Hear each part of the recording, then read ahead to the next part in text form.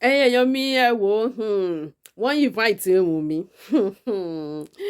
ẹ wò ó ṣe rí invitation tán fi invite ẹ̀yin in fact lọ́ọ̀yà gan tún ní láti tẹ̀lé wa nù mo fẹ́ kẹ́ wá lọ gbọ́ ọ̀rọ̀ tí Wùnmí ń sọ Wùnmí tó sọ wípé ilé ni Mohbad kú sí òun náà ló tún sọ ńgbà tó ń interview ẹ̀ yìí pé hospital ló kú sí ṣe rí pé Wùnmí ti ń sọ kàntànkàntàn ẹ wò ó àní tí further notice ẹ̀ ó máa burst everywhere everybody shaking everywhere máa burst gidi gan ni ẹ wá lọ gbọ́ bí ó ṣe ṣàlàyé. àwọn ará èèyàn ní nǹkan tí mo sọ gẹ́lẹ́ nìyẹn. He got injured from a fight with his close friend, and also he was actually treated by a nurse. But you know, on that day or the day of his death? On the day of his death, yeah, which was on Tuesday, September 12th. But my father-in-law has, found a way of trying to divert people's attention away from the reality to, to another thing entirely. So, like most people on the public faces do not even go to the real issue on ground anymore. What really happened that last day? Yeah, so what actually happened is, like, it was on Tuesday, and a nurse actually came, like his friend, Spending, called a nurse. He was the one that gave us the nurse number, and one of his workers at Bami called the nurse, and the nurse came around on Tuesday. On that Tuesday, he was supposed to go to a podcast interview, but the nurse actually came, and he was actually fine, although he sustained an injury, but he was okay. Like, it wasn't worse because he had like plans for that day. So the nurse came, and the nurse gave him injection. I think it was the third injection that he reacted to. Did she give the injections back to back? No, it's like the distance wasn't really that much. Okay, so yeah, so like an hour or so in between each injection. Yeah, so it was the third injection that he reacted to. How did you react to it? After the injection, he vomited.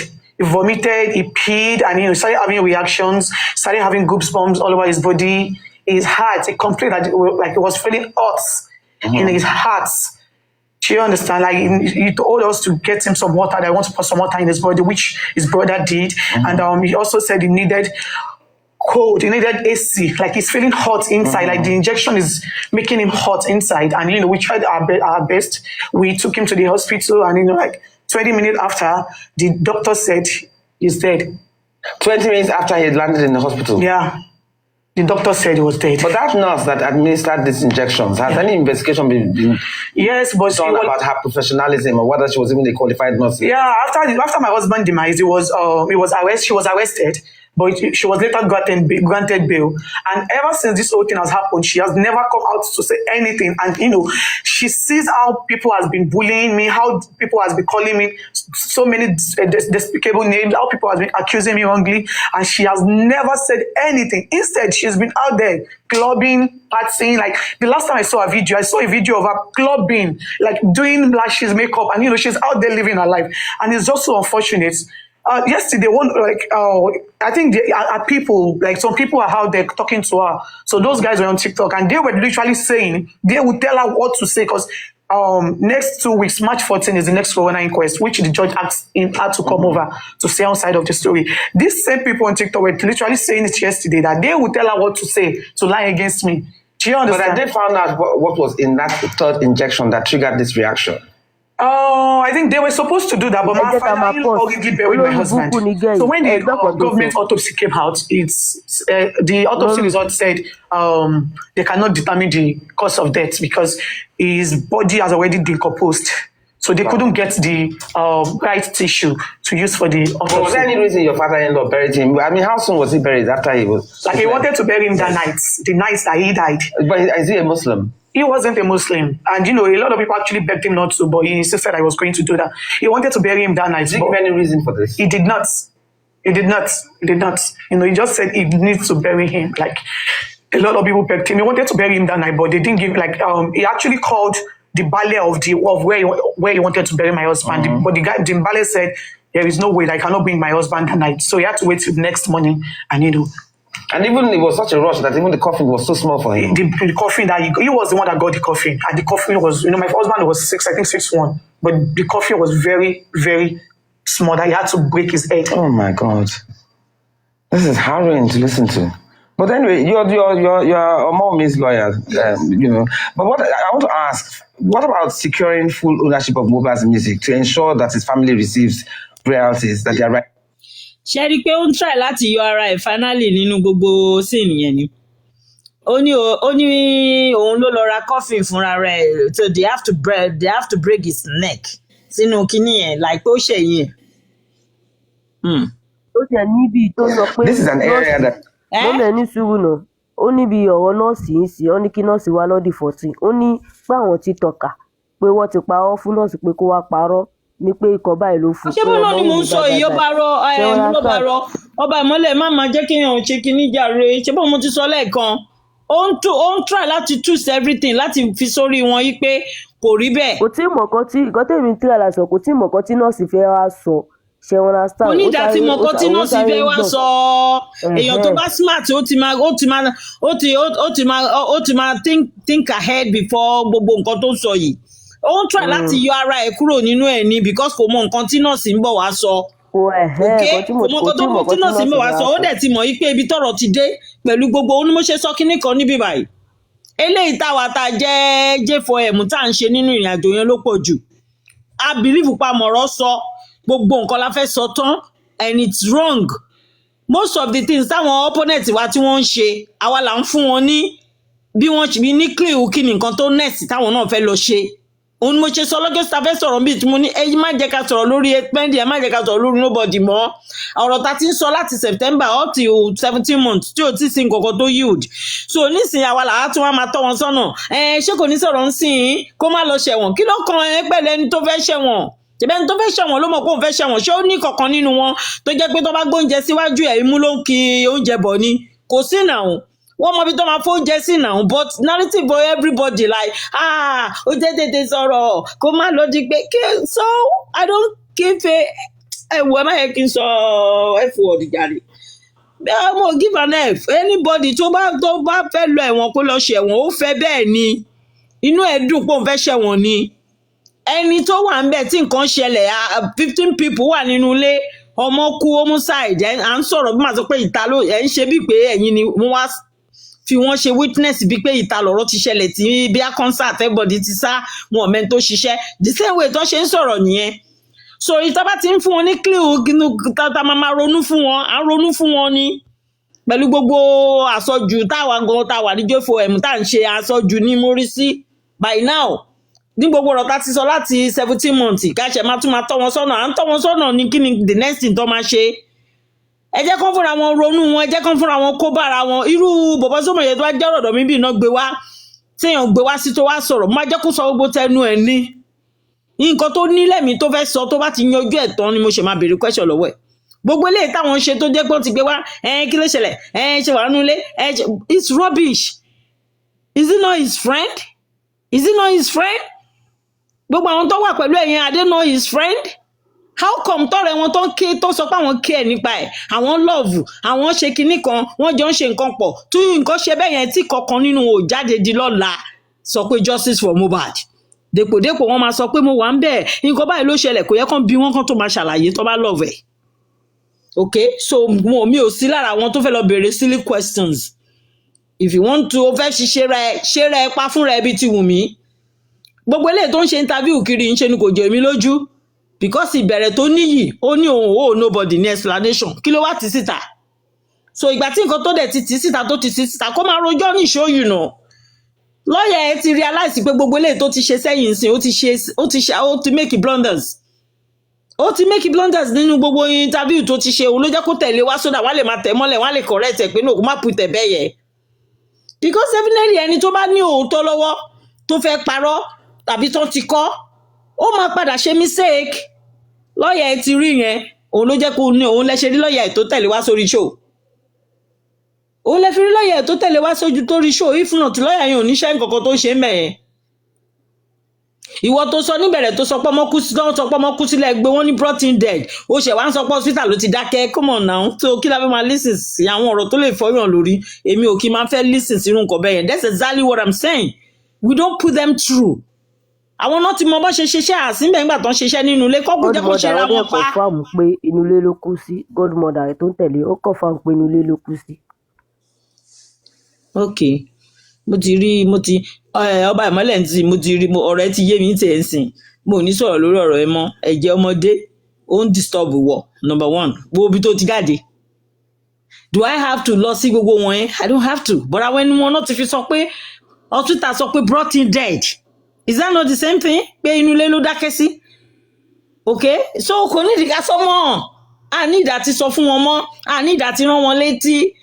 The only ìránlétí ta lè ṣe kò kọjá bá ṣe bá ọgbà sọ̀rọ̀ ń bí pé kó bá wa mix àwọn videos wọ̀nyẹn so that ibi tó ti parọ́ kán gbé sẹ́gbẹ̀ẹ́ ibi tó ṣẹ̀tún ti pa ànádà irọ́ mi kó lè lọ rí rẹ̀ wò tó bá jẹ́ pé ṣe bóun ló ń rìn káàkiri náà òun náà ń garun sí káàkiri ó máa padà dórí ọba àmọ́lẹ̀ lọ replay fídíò yẹn lọ́jọ́ kan so àwa rí ń bẹ̀ pé òun ṣe mistake á tún máa wá irọ́ mi tó máa ṣe kíni tó máa fi pàdé irọ́ tó ti pa síbẹ̀ nǹkan tó fi dá kéèyàn máa parọ́ nìyẹn tó bá ti jẹ́ èèyàn tó ń parọ́ tẹ́lẹ̀tẹ́lẹ̀ bó bá ti parọ́ ẹyọkọ̀ wá míì tó àfi cover another one fi cover bí èèyàn ṣe ń ṣeré èèyàn jù yẹn lẹ́jẹ́ kan ṣera wọn fúnra wọn yé sọ̀rọ̀ sí wọn lẹ́nu that's my point ẹ fi wọ́n sílẹ̀ jọ ṣera wọn ní 18 months fẹ́ lọ pé èmi á sì pẹ̀ lára àwọn tá máa sọ fún mi pé pending kò tètè sọ̀rọ̀ ó máa lo ẹ̀wọ̀n kí lọ́kàn mi kò fẹ́ ṣẹ̀wọ̀n ni ẹni tẹ́mi ẹ̀ ti sọnù ńkọ́ kí ni ká sọ lórí ẹ̀ ṣèbẹ́ wọn lòun sì fẹ́ lọ ṣe òun yìí wà nú ayé ẹ̀mí Mohbad ti sọnù so wọ́n mọ̀ pé ó ti sọnù wọ́n ṣe ń ṣòṣì tí wọ́n ṣe ń torí pé wọ́n nífẹ̀ẹ́ their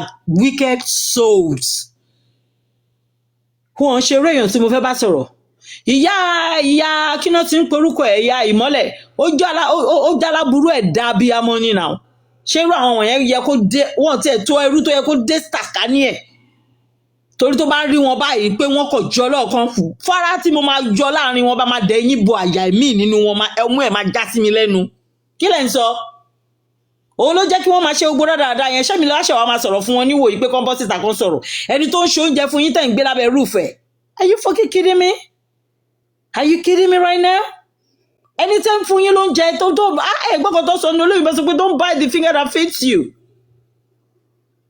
ẹ wá pa kò sọ̀rọ̀ kọ́kọ́ tẹ́ ní sọ náà èmi ni màá bá wọn ronú pé ẹ tètè sọ tọrọ ń sì kẹ́ má lọ ṣẹ̀wọ̀n ó pẹ́ kó tó ṣẹ̀wọ̀n kí yàrá ya ifọ̀ fadà fọ́ 8 fadà àwọn pàápàá kó ṣe ẹ̀wọ̀n who cares eléyìí tó bá fẹ́ yẹgi fún gan if possible kan yẹgi fún lẹ́sẹ̀kẹsẹ̀ bó ṣe rí lára mi ẹgbọ́n gbà mo sọ bíi pé tó bá gbé wò báyìí kó má gbé Liam tì mí máa jalè kan kí n tó lè sọ bẹ́ẹ̀ mọ̀ pé oríbi tó dé lára mi ṣé mo sọ bẹ́ẹ̀ ń bí báyìí rí ni èmi bí ní pé bó ṣe yẹ kó rí wá lára wa ń sìn nìyẹn J4M kò ń ṣe pé ká wá sọ̀rọ̀ sí wọn lẹ́nu ẹni bá ti wá bọ́ta tó lò fẹ́ sọ̀rọ̀ ẹ fílẹ̀ jó sọ̀tẹ̀ inú ẹ̀ kó fẹ́ nu ẹ̀ sọ ká má béèrè question lọ́wọ́ ẹ̀ were you there? Is your father the pastor? Is clinic are you at the grave side? Do I need that? Kó fẹ́ nu ara ẹ̀ ṣàlàyé gbogbo nǹkan tó mọ̀nà first tó bá ṣe tán tó bá ní question tí mo ní lọ́wọ́ tí n fẹ́ bí máa bí maybe 1 or 2 questions cause wọn deserve ẹ̀ àwọn tó ń bèèlì jáde tó ń dá owó tó ń dá yẹn tún dá ìjà Kudi pẹ̀lú àwọn awẹ́sò mọ́ Arífá wọ́n tún jà mọ̀jà tó ti ṣẹlẹ̀ sẹ́yìn ni because of àwọn people wọ̀nyí tó ń forí àwọn èèyàn gbára àwọn yẹn máa ronú fún pé kó máa lọ ẹ̀wọ̀n ó fẹ́ kó tó kú sẹ́wọ̀n abeg.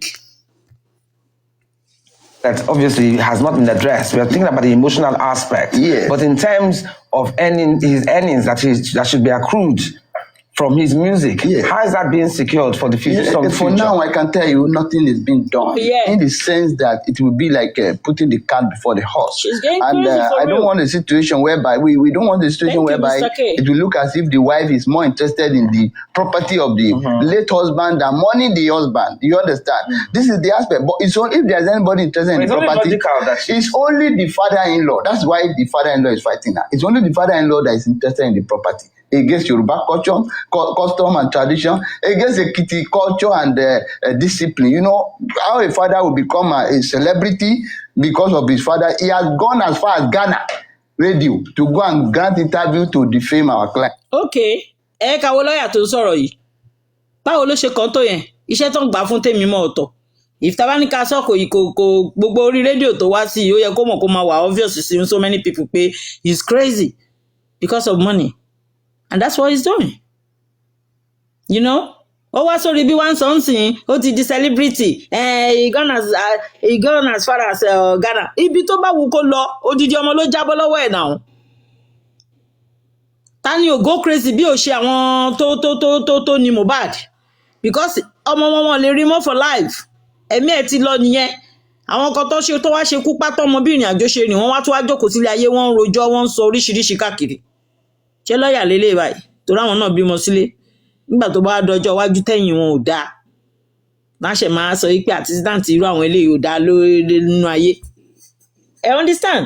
Ẹ gbọ́rọ̀ tó ń sọ lẹ́nu. Ta ni ò sọ̀rọ̀ bí ò ṣe bàbá ẹ̀? Ta ni ò máa pariwo kiri gan everywhere pé ẹ gbà mí o? Kó lọ sórí gbogbo sójó ṣèṣọ kó ṣàmá sunkún bẹ̀ pé ẹ gbà mí. Bọ́mọ mi ṣe kú ni mo fẹ́ mọ̀, ta ni ò jẹ́ bí ò ṣe òun. Okay fine níbẹ̀rẹ̀.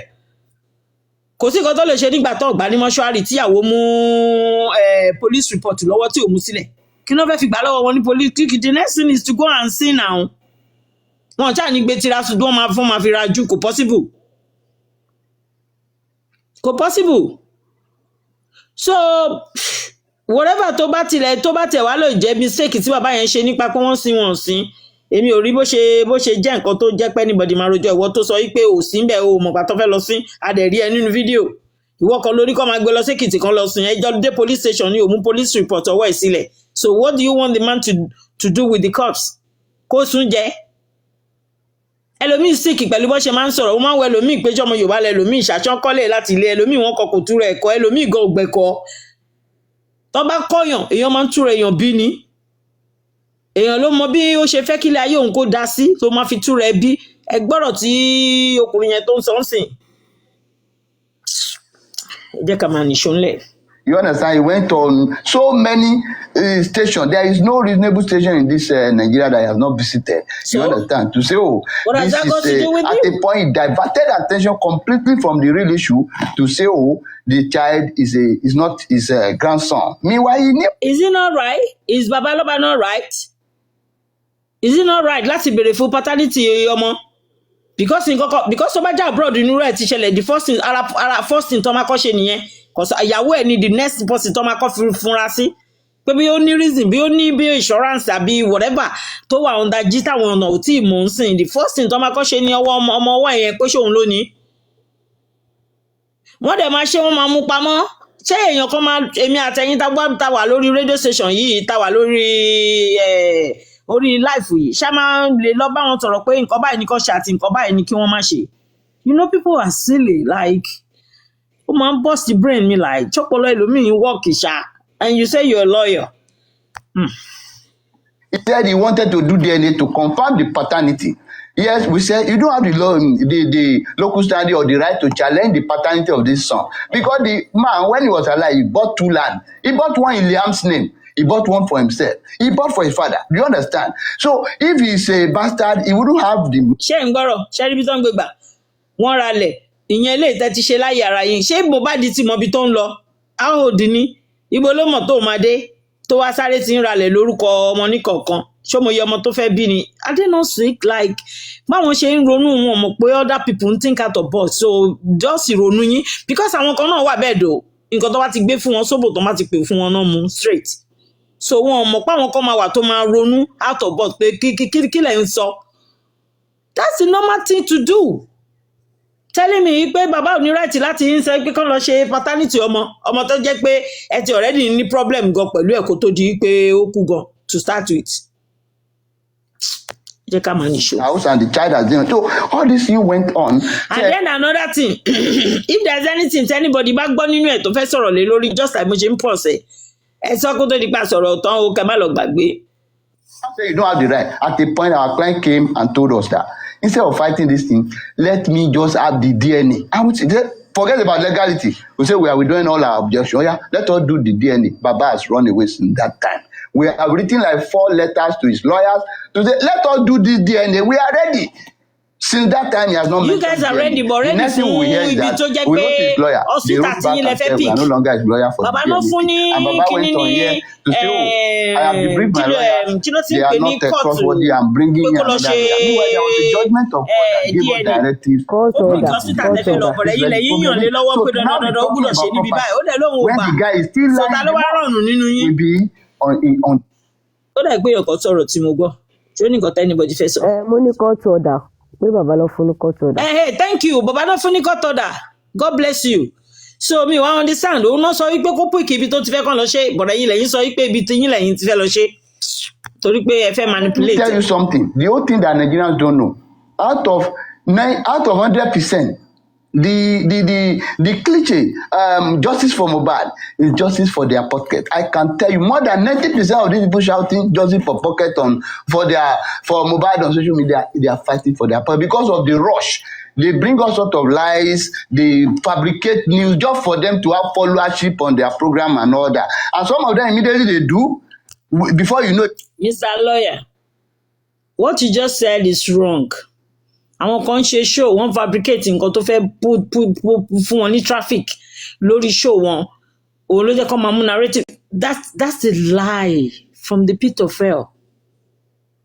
Lie from the pit of hell. Because first of all, kò sí ibi tí ó ti jẹ́ pé kínní Kàrímọ́ ló bọ́ síta kó tó kọ́ fún gbogbo lámbàlẹ̀ lórí freeze tó kọ́ sọ̀rọ̀ gbogbo ọ̀rọ̀ tó sọ lẹ́bọ̀dì gbà tán fi báṣì bàbá.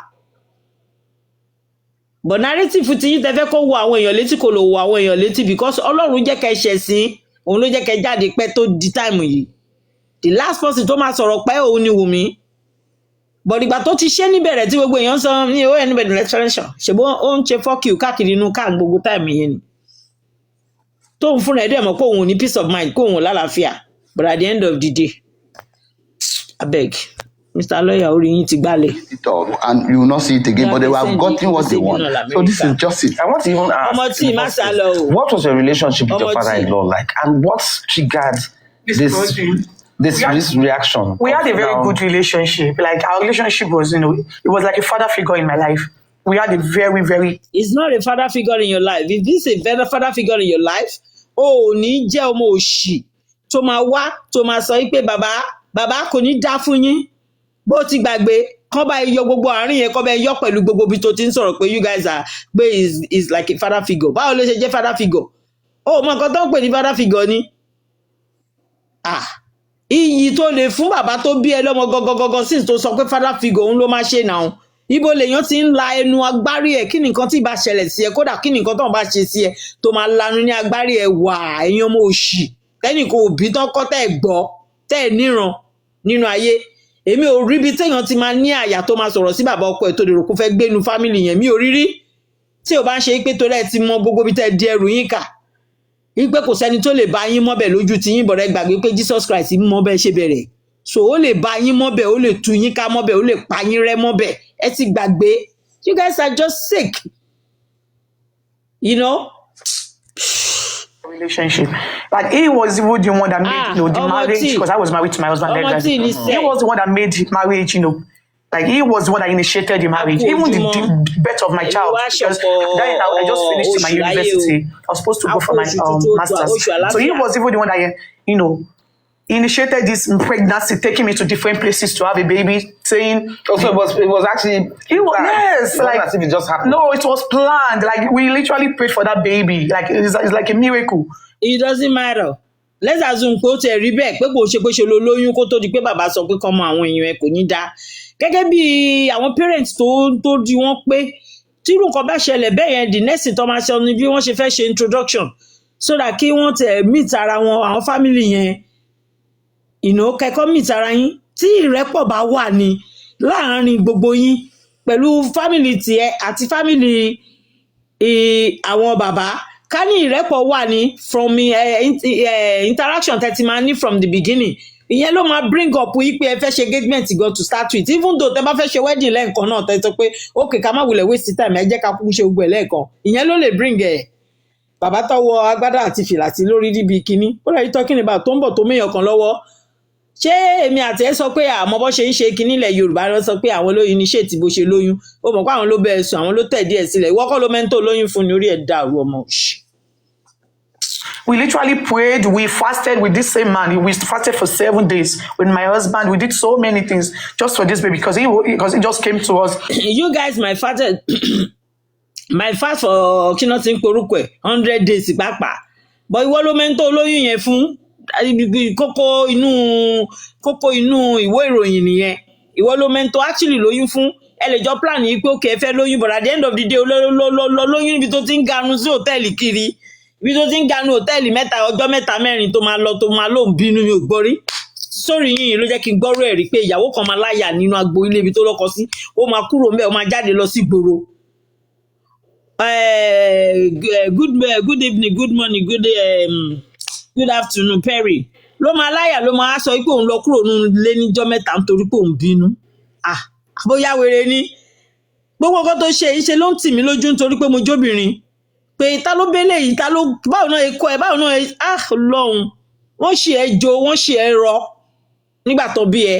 Ẹni tó bí ẹ ó ṣe ẹ jo, ó ṣe ẹ rọ ẹ léèyàn, ń ṣe èèyàn nínú ayé. And that's why tó yẹ pé I'm so fearful for ọmọ ilé tó tún gbé lọ́wọ́ pé ìdílé kan ló tún máa lọ ganu sí tó bá yá náà.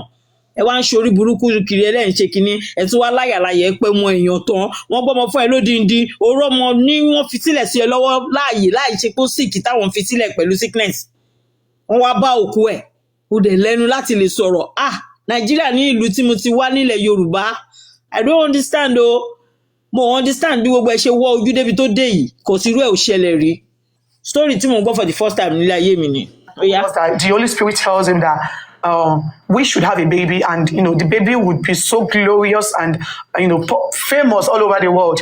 And when he grows up and dies, the baby would be the one to buy his coffin. Those words still sound weird to me because it's actually coming to pass now. Liam is the Mohbad. Do you understand? And obviously Liam really wants to buy his coffin when he dies because it has been written and it will happen. So, just like that. We had a good relationship, not until after, before my husband demise, after the delivery of my child, it's from one problem to another. The fact that my husband forgave his mother, and he felt he and his mother. Yeah. That's none of your business, Wumi.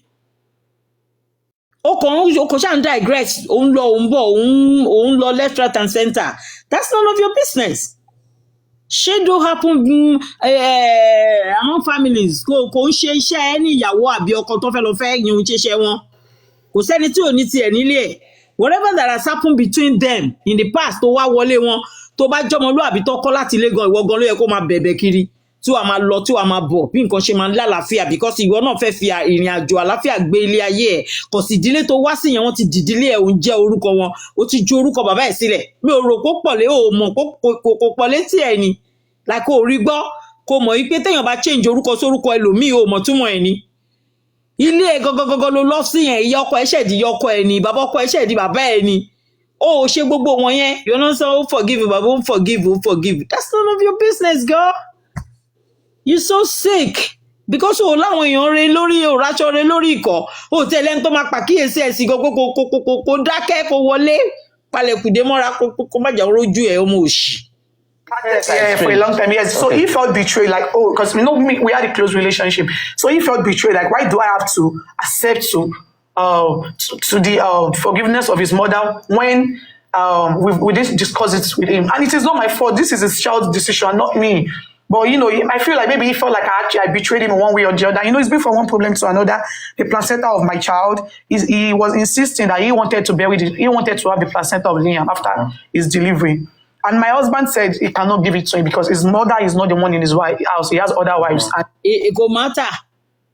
Ó yá wèrè ni because òun fún rẹ̀ tó pé bàbá ẹ̀ ní pastor kò rí bàbá ẹ̀ ní babaláwo tẹ́lẹ̀ tó máa fi sọ fún pé òun kan náà ló pé bàbá ẹ̀ ń pé okay wọ́n máa gbé kinní sí because kò sí around. Ìwọ fún rẹ̀ mọ̀ pé kò sí around orí fídíò ló ti bẹ́ẹ̀ sọ̀rọ̀ kò sí around. So òun náà ló pé bàbá ẹ̀ ló jẹ́ kí bàbá ẹ̀ mọ̀ pé nǹkan báyìí kọ́ bá ń lọ síbẹ̀ kọ́ máa ń ṣe báyìí kọ́ máa ń ṣe báyìí. Ó dẹ̀ gbélé nìyẹn because ìwọ fúnra rẹ̀ ti mọ ibi tó gbẹ́nu ẹ lọ.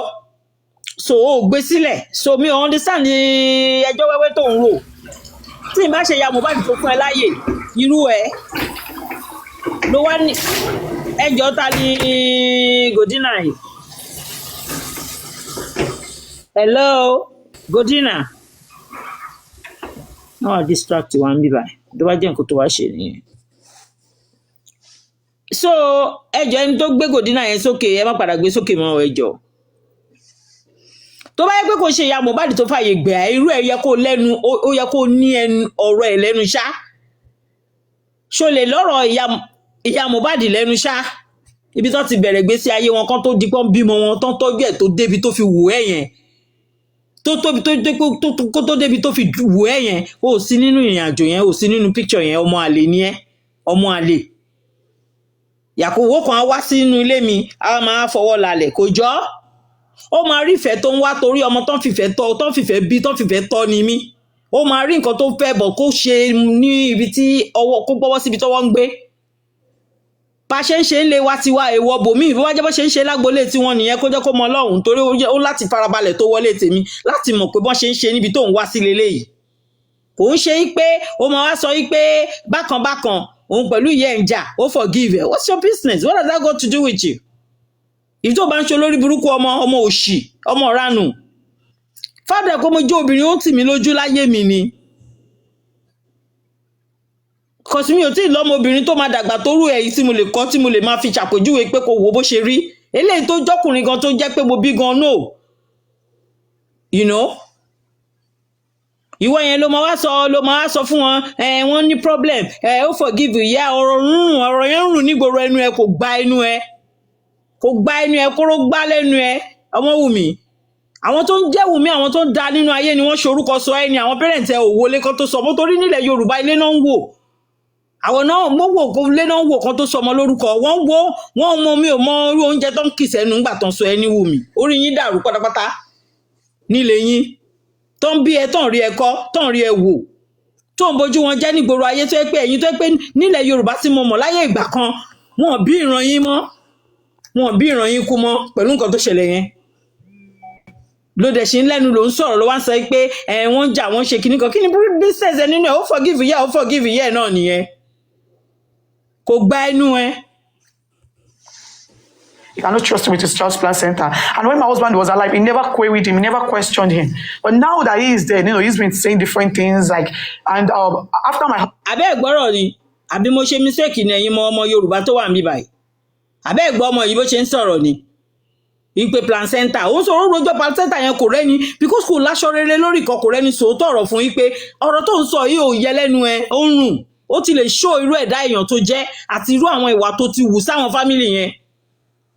Tó bá lè jẹ́ irú ẹ̀ ló ń sọ̀rọ̀ nípa placenta wọ́n kọ́ mi ò kọ̀ sí ń bẹ̀ lásán gbà tọmọ mi bímọ lásán mi lè sọ pé ibi báyìí ló gbé nǹkan ẹ̀ lọ di ọ̀la mi ò tẹ̀ yẹ̀wò lọ́wọ́ ẹ̀ mi tẹ̀ sọ pé bọ́n ṣe ń ṣe the only thing ni kó pè mí ó béèrè question lọ́wọ́ mi mọ́mí báwo náà ń ṣe bọ́n ṣe ń ṣàdúrà sí àwọn nǹkan tó yẹ kó sọ gbogbo mo ṣàlàyé fún lórí fóònù mi ò rí sójú mo dẹ̀ júwe àwọn ibi tó lè lọ ìṣetán ṣe máa ń sìn wá ibi tó tutù torí pé ìbòjú wà ń bẹ̀ dáadáa tó dẹ̀ jìnnà sínú tí ń ṣe ibi tó jẹ́ pé ó lè di ọ̀la ẹnìkan kan máa kọ̀ lo kíná kékeré ní àwọn tractor yẹn àbí kíná títí mú à tó máa lò wọ́n tó kàn máa wúlẹ̀ tó máa wù no jìnnà sínú dáadáa mo júwe fún mo sọ̀rọ̀ àwọn àṣà àdúrà tó lè gbà sí and that's it mi ò mọ ju yẹn nú ẹ̀ torọ́kùnrin ni so ipò ọkùnrin tó yẹ kó jẹ́ pé tó wáyé pé bàbá ẹ̀ wà tòsí òun ló máa ṣe yẹn mo put ẹ̀ síbẹ̀ mo sọ nǹkan tó yẹ kó ṣe fún ó dẹ̀ lọ ṣe nǹkan ẹ̀ fúnra ẹ̀ mi ò mọ bí tó wà dí lọ́la báwo lè yan ṣe bí ìyá ẹ̀ ní mímí ìṣẹ́ kó máa gbé bọ̀ wá bá mi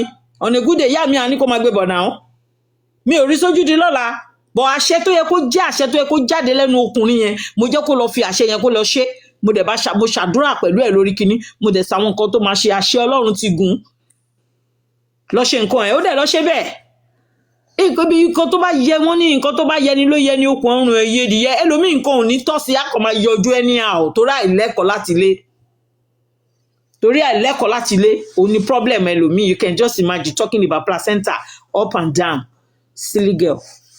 Demise. He literally called for my husband's properties, like the landed properties, his YouTube password, his car, like so many other things. And he was asking you for it. He was asking everybody. He was literally calling everybody to ask. And he called. Why did he call you? You can just he's calling around and calling everybody to ask about password. You are the next person to him. Ó máa bèrè lọ́wọ́ ẹ̀ because ìwọ ló mọ bó ṣe tó ṣe ti mórí ẹ̀ máa bẹ́ tó ṣe láti mọ ẹ̀ sórí iCloud. Ọmọ mi ò lè bá mi sọ orú ẹ̀ máa jẹ́ kó understand obìnrin ni mi máa sọ fún lẹ́sẹ̀kẹsẹ̀ ó rí pé orí ọ̀tá gbogbo àwọn family ilé bàbá ẹ̀ ò dáa. Báwo ló ṣe máa ṣe iCloud password pẹ̀lú obìnrin? Ṣé tiẹ̀ kó ṣe tiẹ̀? Ṣé tiẹ̀ kó ṣe tiẹ̀ nǹkan téèyàn fi ń jẹ́ adé orí nìyẹn? What nonsense? Ẹ gbọ́dọ̀ tó sọ jáde lẹ́nu. Ó literally ń pe everybody kiri to ask about password. Ṣáwọn èèyàn mọ̀gbà tó ṣe kinní yẹn láti ṣe. He did not call me. But he actually called people to talk to me. He called my dad.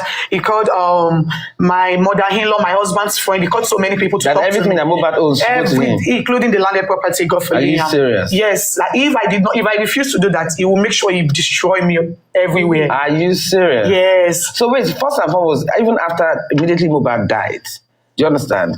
Were you and him, did he contact you? No, he did not. Even the day my husband was buried, like I went. Like the day, yes, exactly. The day my husband, the day of the burial, I immediately got there. You know, those area boys. I think my father-in-law and one of his girl were like I don't know. They are just like they have a relationship together. They've said so many things before I got there. They said, father-in-law and who? And that woman is like they have a relationship together. So ìyẹn ń ṣe business ara wọn bí àìlẹ́kọ̀ọ́ ẹ̀ láti lé nìyẹn. Nǹkan tó bá wù bàbá ọkọ tó ṣe ó ṣe náà ni ọkùnrin ni kódà kí ìyá Mohbad ṣì wà nínú ilé whatever tó bá ṣe as long as tí ò ti dìyà wọn àtìyàwó ẹ̀ nínú ilé is none of your business. Ara àwọn bí tó ti lẹ́kọ̀ọ́ nìyẹn gbogbo ẹgbẹ́ yẹn bó ṣe ń rò ó rò pé òun rò ó mọ̀ pé àwọn kan ní etí tán fi gbọ́. Sure, go ahead. Mama, I have everybody. Very. How are you? Àwọn tó ń tẹ̀lé Wùnmí. Àná Apọkọjayé ni wọ́n.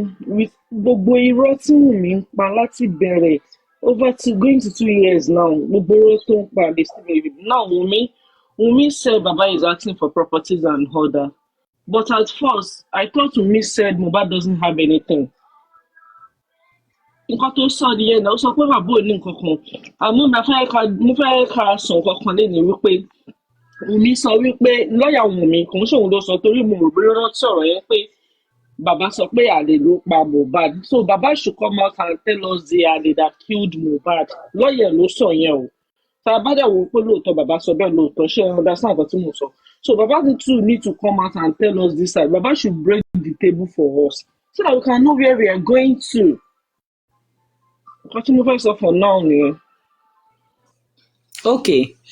Mo máa bẹ̀rẹ̀ láti be landed property.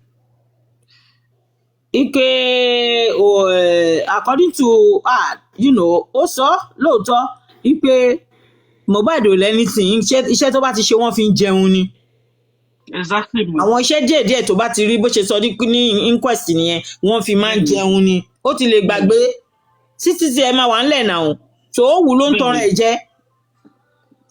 ẹ̀ jẹ́ kúrò níyẹ̀tẹ́ ló mú wá gbogbo eléyìí tó ń ṣe ó mọ nǹkan tó ṣe ara ẹ̀ ò balẹ̀ Mohbad ti gbé ṣépè kó tó lọ Mohbad ra landed property lórúkọ Liam òun fúnra ẹ̀ yẹn tó ṣọ́ọ̀gù tó mọbi tó ti ń bọ̀ kò lè ra lórúkọ ẹ̀ kódà kó tiẹ̀ jó òun ní bàbá ẹ̀ ọmọ tí ò tí mọ iye tó máa bí ló máa ti máa ra nǹkan ní nǹkan kan àwọn tí mo ti mọ̀ láyé mi ẹbí máa ń ṣe nǹkan sílẹ̀ ni ó wá lè ṣe ní iye ọmọ tó bí o àbí iye ọmọ tó ní plan láti bí o àbí iye ọmọ tó kó máa kọ́ wọn ní kọ̀ọ̀kan kó dẹ̀ ti máa ní lọ́kàn ìpè lágbájá ló lélẹ̀ yìí gbogbo yẹn bọ̀ kò ń ṣe bíi ti wípé ó wá ra landed property ó mọ nǹkan tó ń ṣe náà because o lè ní ẹ.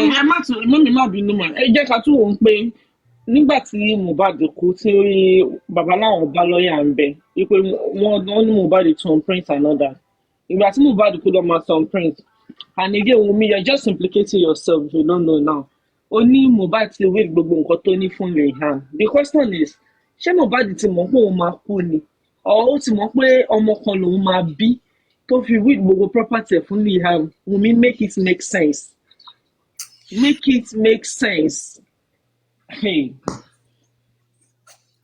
Nǹkan tẹ́mi kàn mọ̀ ni pé ó ti ṣe àwọn mistake kan tí kò mọ̀ yìí pé ọ̀rọ̀ máa débi tó dé yìí believe ẹ ni pé nobody ló ní ó ti sí finish family yẹn so believe ẹ ni pé kò sí nǹkan tó fẹ́ ṣẹlẹ̀ so ìwọ̀nba tó ti ṣe tó ti di pé wọ́n fi ọwọ́ ẹ̀ turn print nígbà tó kú yẹn wọ́n ti ṣe nǹkan tó fẹ́ ṣe because plan wọn nìyẹn so bọ̀kù wá mọ̀ pọ̀rọ̀ yẹn ó máa fi àmì fàágùn lórí débi tá a wà yìí lẹ́yìn so òun ni gbogbo òṣì tó ṣe ń ṣe yìí and bóyá ó ti gbàgbé and bóyá lọ́yẹ̀ ẹ̀dẹ̀ ti jẹ́ kó realize yìí pé don't worry now ṣe bá sọ pé torí state tó wà ní gbogbo period yẹn àwọn nǹkan tó sọ kò mọ̀ ṣáà ti gbàgbé gbogbo wọn yẹn ni wọ́n ya wèrè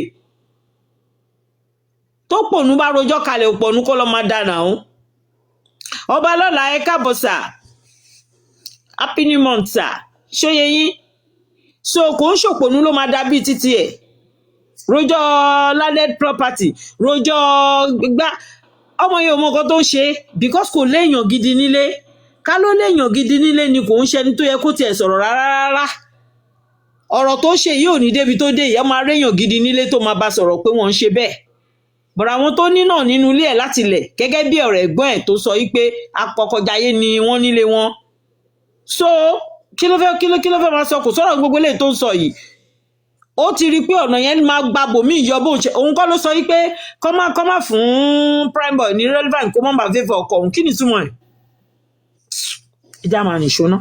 Said so many like bad things about me before I got there. Even the day they wanted to bury my husband, I got to know online. This was how many days after he died? That was like a few hours after his demise. Few hours after yes, I his got demise. to know on me that they wanted to bury. When I got there, like a lot of people wanted to, kidnap my baby from me. They wanted to lynch me because of different things. A lot of people tó fẹ́ lynch ẹ tó fẹ́ gba Liam lọ́wọ́ ẹ yẹn kí ni tí wọ́n ti jẹ́ nínú ìrìn àjò wọn kò gbọ́ pé Mohbad kú ni kò tẹ̀ tí sẹ́ni tó mọ anything pé bó ṣe kú or anything lélẹ̀ so kí ni wọ́n fẹ́ gbọmọ lọ́wọ́ ẹ̀ fún. mọ́mí irọ́ ló ń pa. Kí ló fẹ́ gbọmọ lọ́wọ́ ẹ̀ fún àwọn irọ́ tó wà glaring tó ń pa tó dẹ̀ there was this video. the second thought. there was this video tí Perkins go ó ti gbàgbé fídíò yẹn kan ló sẹ̀ǹdẹ̀ sí mi tí Perkins ń kí n pé tí báwo rí àwọn iPad mi máa rí tí Perkins ń kí n pé ó bọ́lẹ̀ kó wá fún Mohbad ní last respect inú ibi tó gbé Mohbad sí inú mọ́tò tó gbé Mohbad wá ibẹ̀ ni Wùnmí jókòó sí. Yes. So when she lying, I don't understand.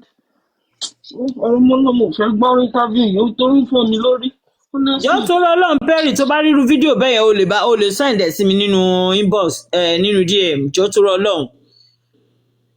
lọ́hùn because gbogbo ẹjọ́ tó ń rò yẹn it's just rubbish. Àmọ́ tí wọ́n lè send ẹ̀ nǹkan tí wọ́n send ó máa fẹ́ wà ní orí page mi. You know, I don't understand. At the scene. Just a few hours after his death. Demise, yes. So when I got there, I stylishly moved away from those people to him because he was there. It was at the scene. I moved to him. I greeted him. He did not answer. Like I was even trying to put his grandson to him, like carry him, but he just moved away. You are a liar. Cause gbogbo wa la rí ẹ̀ ńgbà tó bọ́lẹ̀ nínú mọ́tò straight lọ sí the burial ground yẹn ló lọ sí. Kò máa ń pé Ọlọ́run ó tún nàṣírí tòun báyìí. Kò sì wá ka fámìlì àlọ́ba náà bàbá náà kò kákùn kankan ẹ̀yin obìnrin ẹ sáà wá kọ́gbọ́n ẹ bá wọlé ọkọ tá máa ṣe gàràgàrà ẹ bá fún ọkọ ní nǹkan jẹ tán. sórí mi ò tí ń wojú bàbá ọkọ ọmọ ọkọ gan tí kì í ṣe ọmọ ọkọ ẹ̀gan tó lédè bá ní bó ṣe máa respect ẹ. ìyẹn ló wá di pé bàbá everywhere all in the name of pé sure it's okay.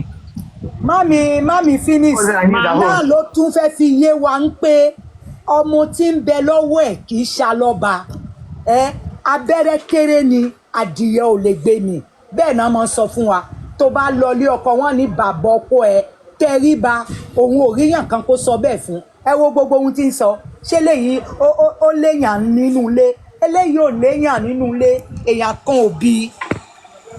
bàbá òsì nítòsí bẹ̀yẹ gbọ́dọ̀ tó pa ó lóun fẹ́ gbé ọmọ tó ti ṣáná tí kò ti kọ́ parọ́ ṣáájú pé àwọn ọ̀pọ̀lọpọ̀ èèyàn ló fẹ́ gba Liam lọ́wọ́ òun tí wọ́n sọ̀rọ̀ tó tẹ̀tí wá sọ ló fẹ́ gbọ́mọ lọ́wọ́ bàbá ò gbà lọ́wọ́ ẹ̀ òkìkòkì gbọ́dọ̀ tó ń pa ni ṣé kò wọ́n understand pé kò rí pé òun contradict ara òun. àníṣe alẹ́ ò lè balẹ̀ Mohbad ti sọ fún tẹ́wọ́ ẹ̀yàn bá ríyàn bíyàn tó bá ń ṣe nǹkan mímu wọ́n pè é kò nílé ẹ̀ wọ́n ní pé stop ibi tó ti sọ dé yìí wọ́n tún sọ mọ́ gbogbo wọn àwọn ẹbí tó bí Wùmí pàápàá wọ́n mọ̀ ń pé ọmọ tí ń bẹ lọ́wọ́ ẹ̀ kì í ṣàlọ́ba tó bá ń ṣàlọ́ba ọ̀wọ̀ díẹ̀ ara fẹ́ ọ̀wọ̀ díẹ̀. tí ọmọ ẹ bá jẹ́ ti Mohbad ni wọ́n ti ṣe DNA ti pẹ́. kò yí ṣe ti Mohbad iṣẹ́ tí ẹ̀ gbọ́ngàn lọ́jọ́ tí lọ máa ṣe DNA ọ̀nà home fúnra ẹ̀ tó fi di pé kò lè mú síta fẹ́ anybody. Mohbad lọ ṣe DNA kò ní respect kan ní sọ gbogbo ẹ̀ pọ̀ ẹ̀yin tẹ́wọ́ lọ́wọ́ tí tẹ́jẹ́ àgbàlagbà ẹ̀ lè pé wálé kẹ́kẹ́ wálé. àwọn tí wọ́n ń sọ̀rọ̀ nípa yí pé wọ́n ń gbé ọ̀rọ̀ lórí bàbá wọn ọmọ lákàyè lómi kúrú ni ó sún sẹ́yìn ọpọlọ ẹ̀ so kò jẹ́ kó mọ nǹkan tó fẹ́ sọ anyway so òun ló jẹ́ kó wù wọ́n kó máa sọ̀rọ̀ bọ́n ṣe ń sọ̀rọ̀ bí bàbá bá tiẹ̀ ṣe mistake gan nínú ìrìn àjò kó dídí ọmọ ló sọnù lọ́wọ́ ẹ̀ ó wọ́ kò perfect ó lè ṣe mistake kò àyè wà fún yẹn ká tó wá sọ pé níwọ̀nba bàbá yẹn ṣe wà right àwọn bí tí ó ṣe mistake sí tèmi lè rí ó yàtọ̀ sí gbogbo nǹkan táwọn ń sọ pátápátá nílẹ̀ Yorùbá ṣé èèyàn ń gbókù ọmọ sọ́dọ̀ ni ọmọ tó yẹ kó lọ ṣáájú ẹ̀ kó jóun ló máa ṣẹ̀yìn ẹ̀ ó wá kú suddenly tí ò láìpẹ́ ọjọ́ ṣé èèyàn kódà kó tẹ̀ ti pé 50 kí bàbá ẹ̀ ṣì wà láyé ṣé bàbá ẹ̀ pray kó kú ni ìwọ wá wà nìyẹn àwọn èèyàn wá àwọn kan wá jókòó síbi kan wọ́n bẹ rojọ́ kinní kan bàbá yẹn ò dáa bàbá yẹn ti di celebrity bàbá yẹn ṣiṣẹ́ yẹn là ń sọ àbá ń sọ̀rọ̀ nípa odidi ẹ̀mí tó sọ dànù lọ́wọ́ ẹ̀ à ń sọ̀rọ̀ nípa odidi ẹ̀mí tó sọ dànù lọ́wọ́ ẹ̀ Mohbad ni mo mọ̀ ló jẹ́ kí n mọ bàbá ẹ̀ mi ò mọ bàbá ẹ̀ ìtara Mohbad ló ṣe àwa ta bọ́ síta bọ̀rá àkọlé sọ pé gbogbo wa ni because ìwà tẹ́lòmíì ń wù níta ó yóò fi wọ̀nyí pé àwọn eléyìí you know so mi ò understand gbogbo ẹjọ́ tí ó ń rò kọsùkọ àwọn ẹjọ́ tó rò yẹn ò lórí kò nídìí kó mọ gbogbo TV station bí bàbá ṣe ti yá kiri bí lọ́ọ̀yà ẹ ṣe sọ òwò náà ó yá máa yabẹ̀ kiri inú ẹ̀ náà láti máa róòtọ́ ẹ̀ mú ṣòbó ń jábọ́ báyìí. No, this man had something in mind. But, after that, I still tried to put a call through to him. When he started talking about the DNA, and I called him, I asked him, like, Daddy, what do you want? Like, why are you doing this to your grandchild? And why are you also doing this to me? Then he said, why do I have to take Liam to Mama's place? So was that his beef? No, I think I think the real beef is the fact that Liam is in the picture. Like, he doesn't like the fact that there is Liam in this picture. If there was no Liam, it's like he will be the one to be in charge of whatever my husband left behind, like his royalties and everything. But the fact that he has a child, Liam is like the what is it called? Is Liam an obstacle to him? Yes, that is how it is. Liam is like an obstacle. So he doesn't like his existence. Like his existence, like he's really like it's like a threat to him. No, let me put it that way. That's why this whole DNA thing. Yes, and now he doesn't even want to do the DNA. That is why I'm here, because it's really sad. Is because a lot of people have you should go online and see what they've done to my innocent baby. They've called him so many names. They've posted this picture online. They've written RIP. They've said so many things, and now that he has done all these kind of things to this baby, the only thing I can do as a mother to get him out of this mess is to get the DNA done. The good thing is that we actually have Liam in the house. I think we should bring him in because the resemblance between him and Mohbad, for instance, it's just so strong. Is there anybody that can bring Liam in for us to see? He doesn't want to get the DNA done again. No, but he initially asked for the DNA. Yes, because he thought I was not going to do it. But do you also think that you should do the DNA? I have to. No, I have no any other option. Have you done it, or are you planning to do it? We haven't. Like, my lawyer should be the one to. My lawyer should be the one to answer. We're going on a break right now. So when we come back, we'll first have a look at the beautiful, handsome Liam that's as Mohbad's son, and then we'll continue with our conversation. So go grab your cup of tea and come and see the surprise we have for you. Tó máa fi lọ fún bírèkì wọn. DNA yẹn, it's under must. Wọ́n láti ṣe ibi tí wàhálà wà gangan nìyẹn kò dẹ̀ fẹ́ ṣe kinní yẹn. And that's why tó ṣe ń jẹ́ ó fẹ́ yàn lé bàbá lọ́wọ́. Ó fẹ́ fún láṣẹ yìí pé hospital bí tóun bá ti pick ibẹ̀ náà ti máa lọ ṣe kò sáyè. Ìyẹn ni bàbá ò gbà fún báyìí. Ó wá ní bàbá ń sá. Ṣé bàbá ló gbóyún sínú ni tó fi ń sá?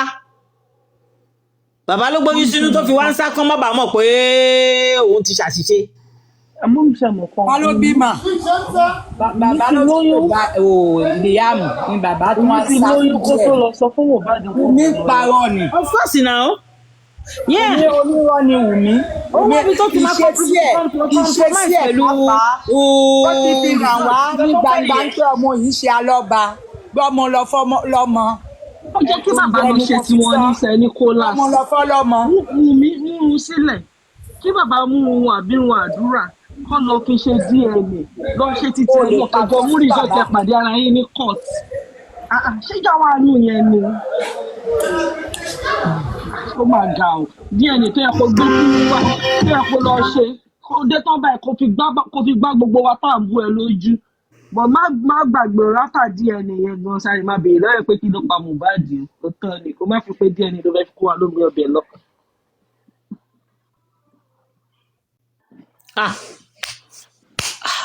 mi ò máa ní ṣìrìn ìran mi ò máa ní ṣìrìn láyé o. àmì Ọlọ́run mi ò àmínà yárábì àmínà yárọ́bì àmì ò mo ṣàmì mo gbé tó ẹ̀mí gbùàlà gbàgbà wọ́n gbé tó àmì yẹn. mo fi sọ nìyẹn pọ̀rọ̀ ẹ̀ ò wọ̀ mí létí because kó tó sọ mo ti mọ ibi tó ń lọ already.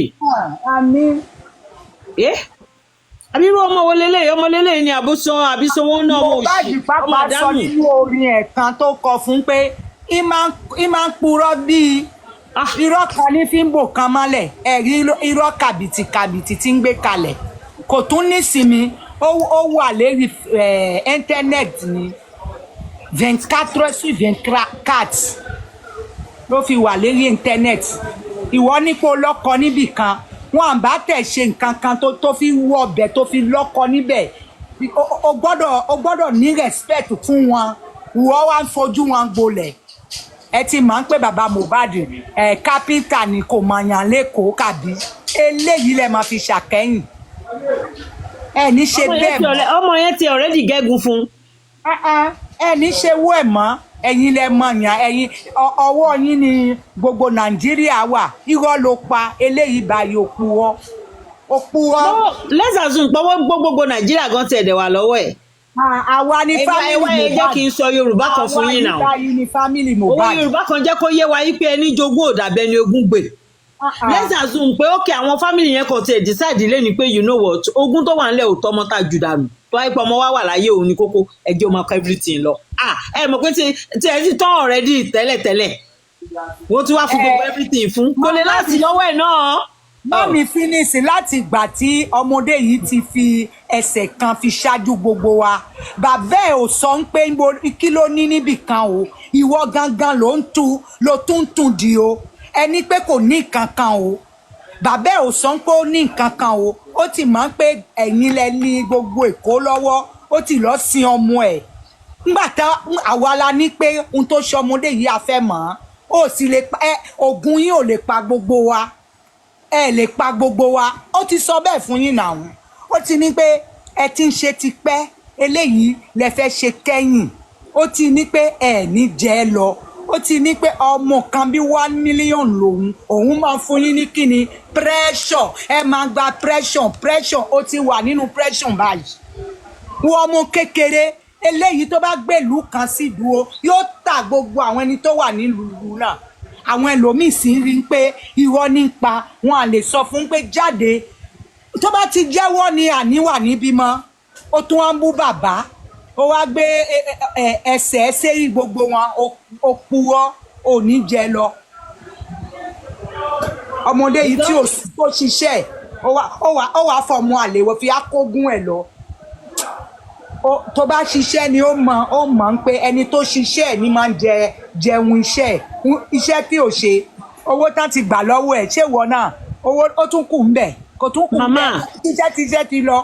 màmá ẹ jẹ́ kí n sọ fún yín immediately tó ti kú ló ti kó nǹkan ẹ̀ lọ àyàfi tí wọ́n bá lò ó ní ọ̀nà tó tọ́ òun ló lè fi mọ́ wọn lọ́wọ́ níwọ̀n ìgbà tó jẹ́ pé wọn ò lò ní ọ̀nà tó tọ́ tó jẹ́ pé ìwọ tó mọ̀ nípa bọ́n ṣe pa ló wá rò pé ó fẹ́ jogún kò lè láàsì lọ́wọ́ ẹ̀ eléyìí tí òun ṣogún ìmọ́lẹ̀ tó yẹ pé wọ́n donate ra fún tí ì bá ṣe pé wọ́n ń jà ṣá máa gbọ́ pé ó ever ní accident lẹ́ẹ̀mẹ́ta ẹ̀mẹ́ta náà ló ti fi mọ́tò ọwọ́ ẹ̀ tó ti ń ṣe pọ́kìrì nínú ẹ̀ yẹn ló ti fi ní accident kí la wá ń sọ ogún ló wá fẹ́ lọ gbà tí ò bá run síbẹ̀ díẹ̀ ló máa kù tàbọ̀ túmọ̀ pé ẹni jogún òdàbẹ́ ni ogún gbè ṣá tó ẹni tó bá gbà kó wọ́n tẹ̀ fi sílẹ̀ fún kó máa kó lọ òun gan ti mọ̀ yí pé òun ti jọ̀hún nínú ayé ó ti jọ̀hún kò lè last lẹ́nu ìgbà wo náà ra mọ́tò fún tó ti fi ní accident lẹ́ẹ̀mẹ́ta mo mọ̀ pé òun gan fún rẹ̀ bẹ́ẹ̀ ló máa wáyàn tó dẹ̀ máa wà bẹ́ẹ̀ kò ní fẹ́ fọwọ́ kàn mọ́ kó má jẹ̀bi tó máa gbà lọ torí ó mọ̀ pé òun ti ṣiṣẹ́ if tó bá possible níbi tá a dé yìí kó rí Mohbad kó lọ kó possible fún kó lọ jí pé àwédìde tó rọ̀ lọ́hùn mò ń bẹ́ẹ̀ ṣeré ni a ti ṣe torí kò mọ̀ pé ọ̀rọ̀ máa bẹ́yìn yan bó ṣe wà yìí ọ̀rọ̀ bẹ́yìn mọ́ lọ́wọ́ ni so ó mọ̀ nǹkan tó ń ṣe àwọn fámìlì yẹn bó ṣe bó ti wù kó rí wọ́n ti ní bó ṣe rí nínú ìrìn àjò wọn wá ó máa sọ kíní kan for everybody kò sí bàbá lákú bàbá ńlá àwọn bàbá wa tó ní gbogbo owó tó gbogbo wa ń pariwo lẹ́yìn tá a fẹ́ kúlé lórí kò sí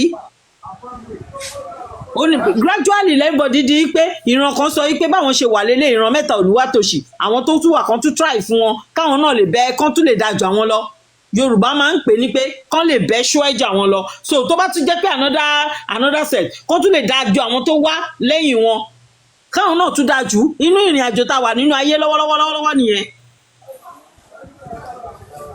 tá wà lọ́wọ́lọ́wọ́ nínú ayé nìyẹn so ẹni tó bá dẹ̀ dìrù tó bá ríra ẹ̀ bí ọ̀rọ̀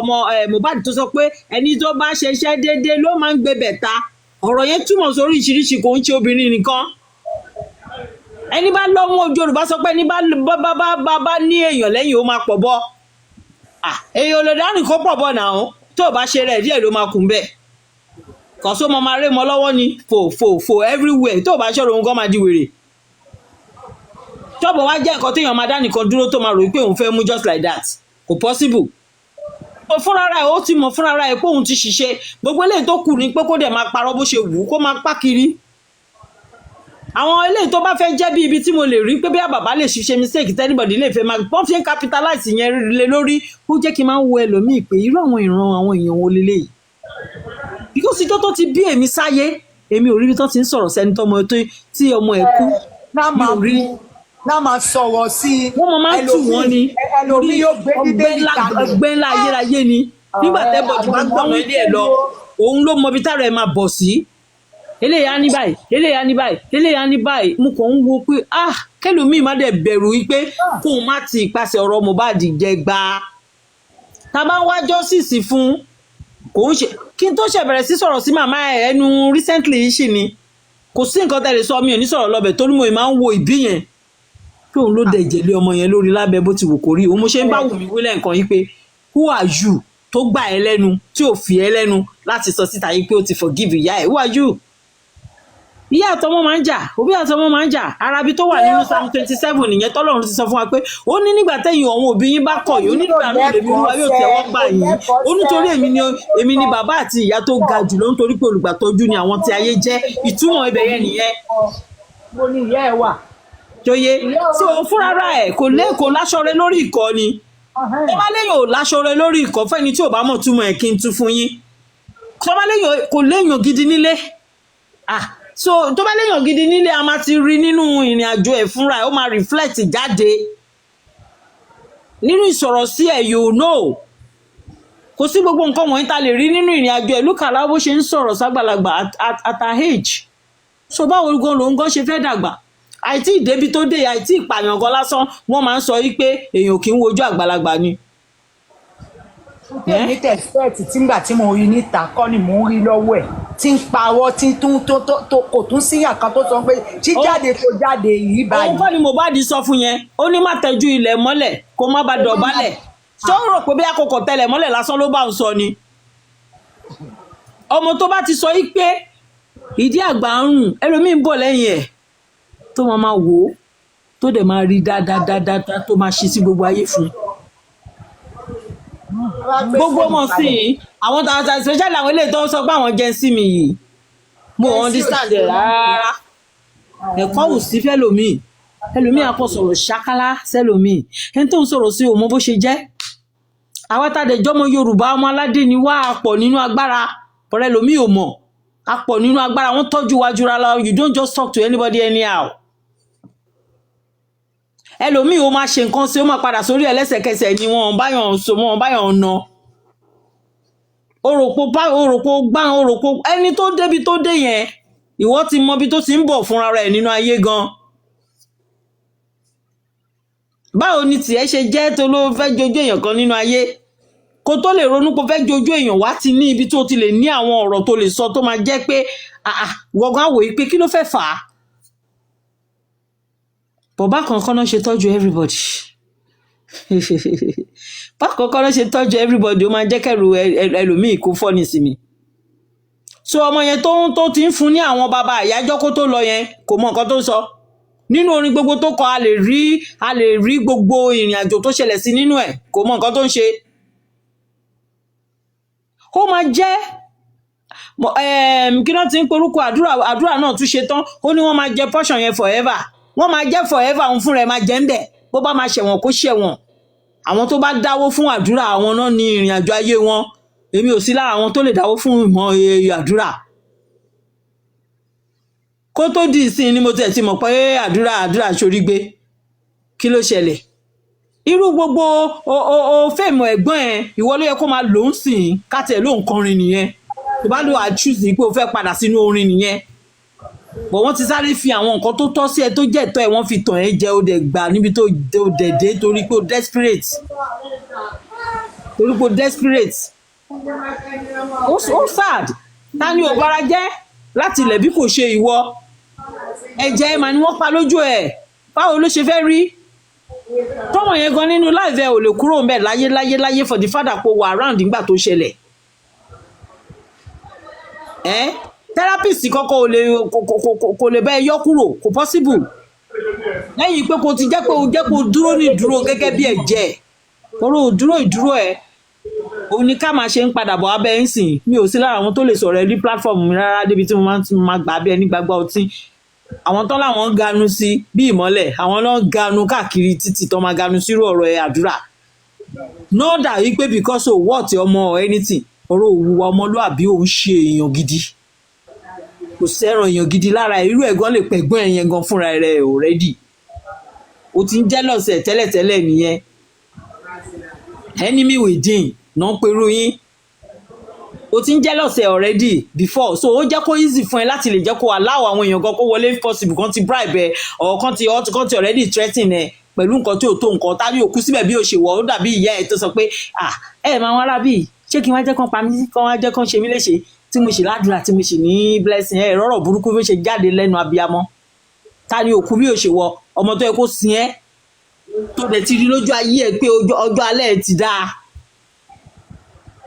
ìwọ fúnra rẹ̀ yẹn ò ganu síbẹ̀ bí ọ̀rọ̀ ọba àmọ́lẹ̀ kó ganu síbẹ̀ pé sẹ́ẹ̀ ẹ bá máa pa mí ẹ pa mí sí ẹ pa mí di kẹfọ mọ́ mi lẹ̀ kí ló ṣẹlẹ̀ àwọn òbí mi wọ́n á fi ayé wọn sìn lójú wọn wọ́n á fi bọ ọjọ́ alẹ́ jẹ́ fún àwọn ọmọ sílẹ̀ wọ́n á fi bọ ọjọ́ alẹ́ jẹ́ sílẹ̀ fún wọn ọmọ tó ń ṣe fún gbogbo yín tó ń ṣe dáadáa fún gbogbo yín òun lẹ ti jókòó lẹ́yìn lẹ ti ṣe rádaràda ìwọ wá ní ìwà àbúrò èmi ò rí ẹ lábúrò ẹ táṣọ ọ̀rọ̀ ẹ ò rí lè tẹ̀ ká mi lára tó ti sọ yìí pé àwa láàpá àpáláàbá gbogbo yín lẹjọ pawọ́pọ̀ kẹ́ ẹ pa